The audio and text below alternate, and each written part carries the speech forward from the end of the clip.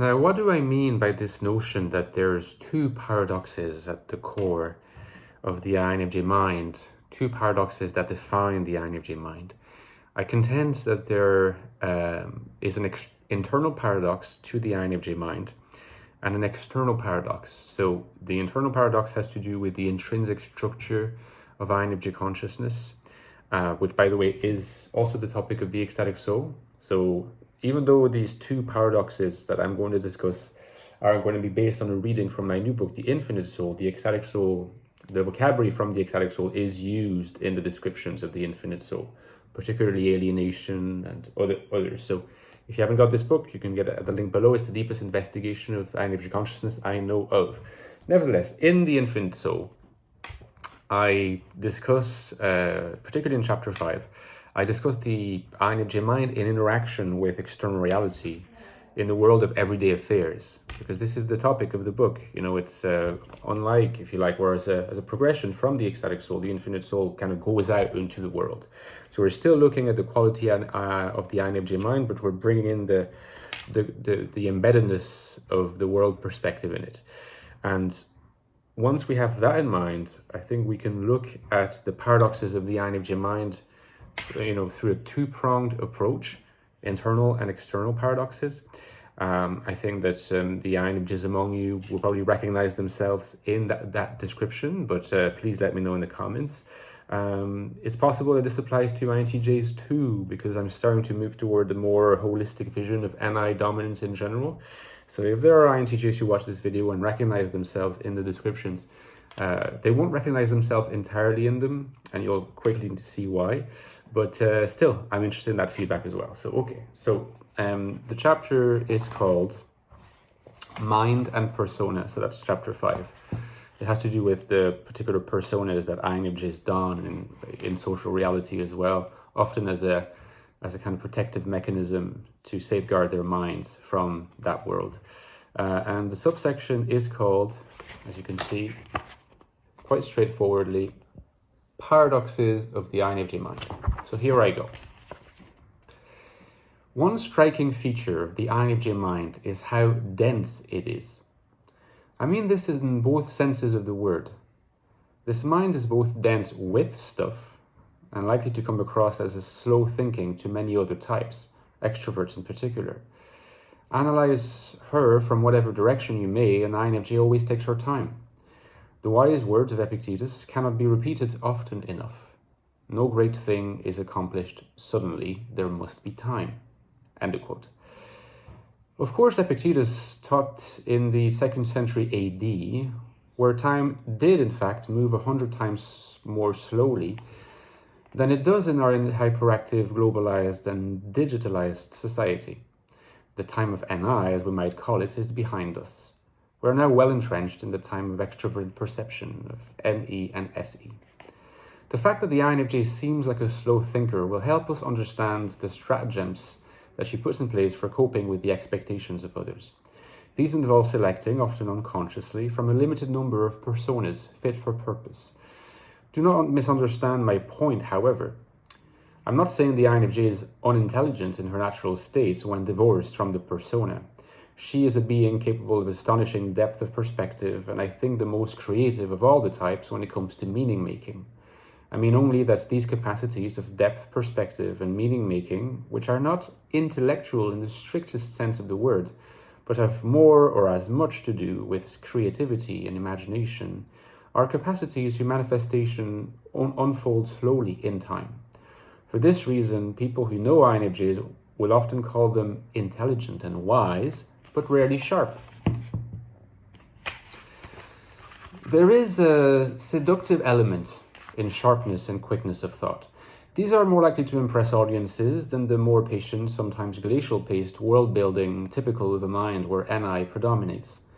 At one level, this state of affairs suits the INFJ, who tends to find seduction schemes shallow and shirks the spotlight by inclination. She is content with being seen as a more elusive partner in intellectual conversations, so long as her contributions are acknowledged for their value. This need for recognition, subdued yet real, is a function of her extroverted feeling. The group must sooner or later give their validation. Now picture any social group arisen from the internet generation and ask yourself what traits the members are most likely to validate. Assuredly, these would be the same qualities we find in the most successful posts on YouTube, TikTok, and Instagram. Fast-paced, eye-grabbing, striking in one way or another. This is the logic of the digital age, and things are not going to get any less frantic from this time onwards.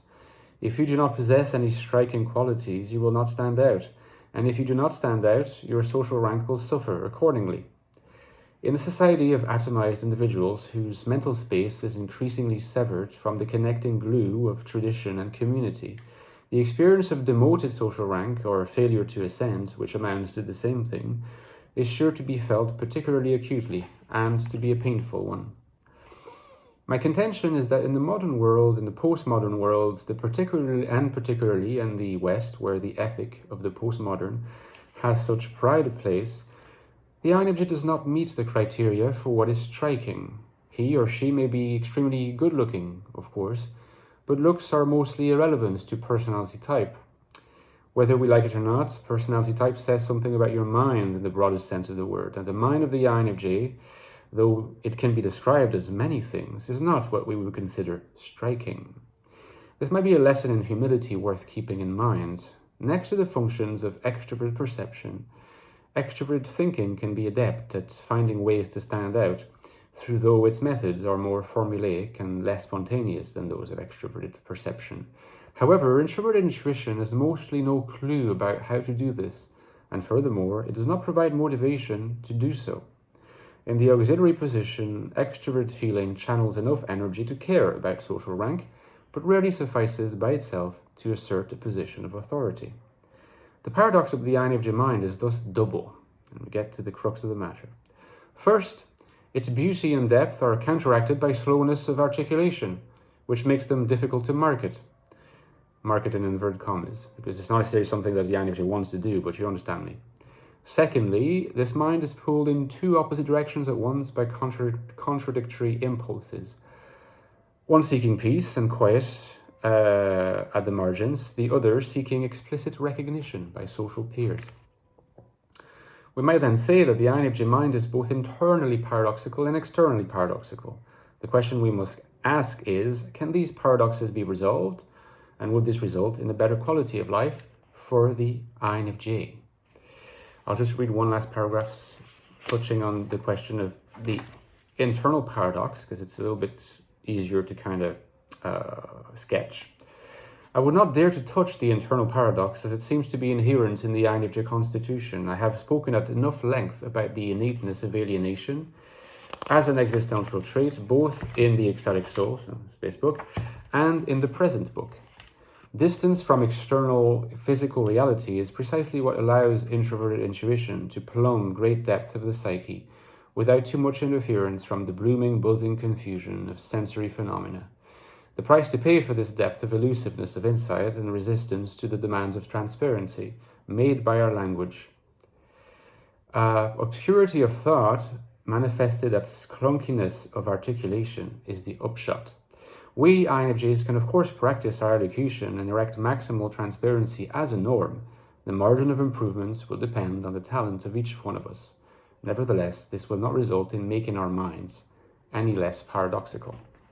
So, of course, the paragraph goes on to, or the chapter goes on to discuss how the external paradox, the one that is the more social nature, can be worked on and can be improved. So if you want to know more, get this book. You can also review it if you have got the book, loved it in these reviews, so it helps with referencing to get reviews. Please consider dropping a review on Amazon. Don't forget that the Life Loaded channel is my Patreon page, which is linked below. I run on, depend on donations from my generous Patreon supporters. There's also for one-off donations, there is a PayPal link down there if you'd rather do that. Please consider it. It really helps me keep going with the channel. And in the meantime, take care of yourself, guys, and I'll see you next time. Bye-bye.